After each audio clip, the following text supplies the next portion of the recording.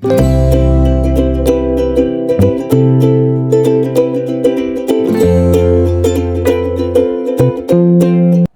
hello, salam sejahtera Malaysia. Selamat datang ke channel Fels Lifestyle. Terima kasih kerana terus setia dan terus bersama di dalam channel ini. Ini satu lagi kejutan buruk dan berita buruk untuk Muhyiddin, untuk PN, untuk pembangkang, dan untuk Bersatu khususnya. Sebelum ini sudah banyak yang terjadi kepada Bersatu. Akaun dibekukan, hilang kerusi, dan macam-macam lagi. Tapi pada akhirnya, rupanya Bersatu kecewa lagi, dan ini sebabnya. Bersatu kecewa lagi.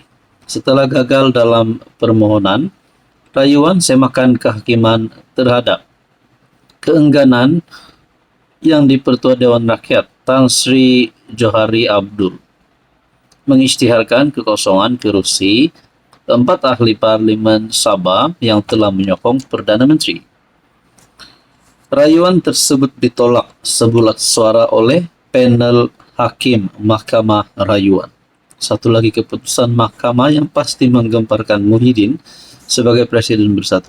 Sebelum kita teruskan isu ini, saya nak perkenalkan kepada Anda.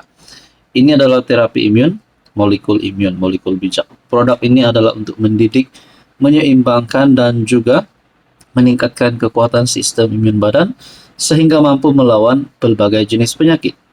Kencing manis, darah tinggi, kolesterol, penyakit melibatkan perut, penyakit melibatkan usus, penyakit melibatkan kulit, jantung, hati, dan macam-macam lagi. Sekiranya Anda ingin ikhtiar sembuh, Anda boleh memakan produk terapi imun ini. Produk ini selamat, halal, dan semula jadi. Produk ini diluluskan KKM, diluluskan hospital. Jangan risau.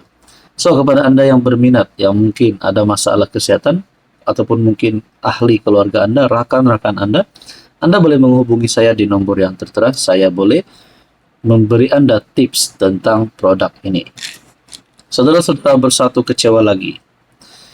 Gagal dalam permohonan rayuan, semakan kehakiman terhadap keengganan yang di-Pertua Dewan Rakyat Tan Sri Johari Abdul mengisytiharkan kekosongan kerusi 4 MP Sabah yang telah menyokong PM. Menurut Hakim Ruzima Ghazali yang mengetuai panel tersebut, tindakan yang di-Pertua kebal terhadap semakan kehakiman. Ini berdasarkan perkara 63 dalam kurungan 1 Perlembagaan Persekutuan. Mahkamah Tinggi tidak salah dalam menolak permohonan semakan kehakiman. Ia tiada merit, katanya.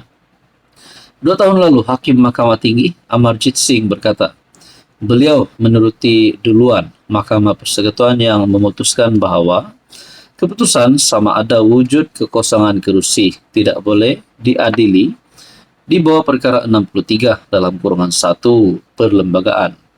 Perkara tersebut menyatakan kesahihan prosiding Dewan di Parlimen atau jawatan kuasanya tidak boleh dipersoal di mana-mana mahkamah. Johari telah menolak keperluan untuk kerusi Papar, Batu Sapi, Ranau dan Sipitang dikosongkan. Kerusi-kerusi tersebut diwakili oleh Datuk Armezan, Muhammad Ali, Khairul Firdaus, Datuk Jonathan Yassin dan Mat Bali Musa. Bersatu mendakwa keputusan Johari tidak mengosongkan kerusi mereka adalah haram. Keempat-empat mereka merupakan calon yang bertanding di atas tiket GRS. Jadi, hancur lagilah harapan Muhyiddin kalau begini. Saudara-saudara, adakah dengan ini Bersatu dalam bahaya? Seperti orang kata, tidak lama lagi Bersatu mungkin akan tenggelam di dalam kancah politik Malaysia yang semakin panas ini. Apa komen Anda? Hai, hello, salam sejahtera Malaysia. Selamat datang ke channel Fels Lifestyle. Terima kasih kerana terus setia dan terus bersama di dalam channel ini. Tuan-tuan dan puan yang saya amat hormati, saudara-saudara. Pilihan Raya Negeri Sabah ke-17 adalah antara yang dinantikan rakyat Malaysia, terutamanya di negeri di bawah Bayu. Akhirnya Anwar Ibrahim sebagai Perdana Menteri, sebagai pengerusi PH, telah membuat kenyataan berkaitan dengan kerjasama di antara JRS, PH, dan BN. Anwar sebagai PM sudah membuat pengumuman bahwa tidak mahu ada pertembungan di antara JRS, PH, dan BN. Jadi, bagaimana pula dengan pembahagian kursi? Adakah memang tidak ada isu di antara JRS, PH, dan BN? Nah, saudara-saudara, antara satu saja soalan paling utama. Siapa calon ketua menteri? Nah, sebelum saya teruskan, saya perkenalkan kepada Anda. Ini adalah produk terapi imun. Molekul imun, molekul bijak. Produk ini sangat sesuai untuk semua jenis penyakit, termasuk gout, kencing manis, darah tinggi, kolesterol, penyakit melibatkan jantung, paru-paru, hati, bahagian perut, dan macam-macam lagi. Sekiranya Anda berminat dan ingin ikhtiar hidup lebih sehat, ingin sembuh daripada pelbagai jenis penyakit, inilah jawabannya. Anda boleh mendapati produk ini, Anda boleh mengetahui lebih lanjut tentang produk ini, Anda boleh PM saya. Produk ini halal, selamat, dan semula jadi diluluskan oleh KKM. Saudara-saudara, setelah saya tertanya-tanya siapa calon ketua menteri yang baru, saya buat satu poll ataupun satu undian berkaitan dengan pilihan raya negeri ke-17 Sabah yang semakin panas. PM sudah umum tidak mahu ada pertembungan di antara JRS, PH, dan BN. Jadi, siapa calon ketua menteri? Saya telah menyediakan 4 senarai calon di sini. Pertama, nama yang saya letak adalah Pandikar Amin Mulia. Kedua, Bung Mokhtar. Ketiga, Iwan Benedik. Dan keempat, Haji Jinor. Nah, di dalam 4 undian ini, undian paling tertinggi adalah Ketua Menteri Sabah hari ini. Sebanyak 52% undian, yaitu Haji Jinor.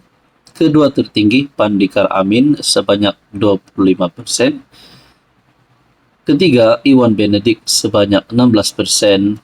Dan keempat, undian terendah adalah Bung Mokhtar, sebanyak 7%. Walau bagaimanapun, undian ini resmi tapi hanya melalui channel ini. Untuk keputusan yang sebenar, kita hanya akan mengetahui setelah PRN 17. Tapi saya dapat lihat rupanya ada juga yang memilih Pandikar Amin, ada juga yang memilih Iwan Benedik, ada juga yang memilih Bung Mokhtar. Bagaimanapun, keempat-empat calon ini mendapat undian. Cuma undian tertinggi adalah Ketua Menteri Sabah hari ini, yaitu Haji Jinor. Nah, mungkin ada calon-calon Ketua Menteri Sabah di luar sana yang lain. Contohnya, Syafiq Abdal, karena beliau berpengalaman. Beliau pernah menjadi Ketua Menteri. Mungkin juga ada yang memilih Jeffrey Kitingan. Nah, jadi saudara-saudara, ini hanya undian melalui channel ini. Saya pun tertanya-tanya, adakah Haji Jinor boleh terus meneruskan penggal beliau sebagai Ketua Menteri Sabah? Nah, tonton apa komen dan pandangan Anda.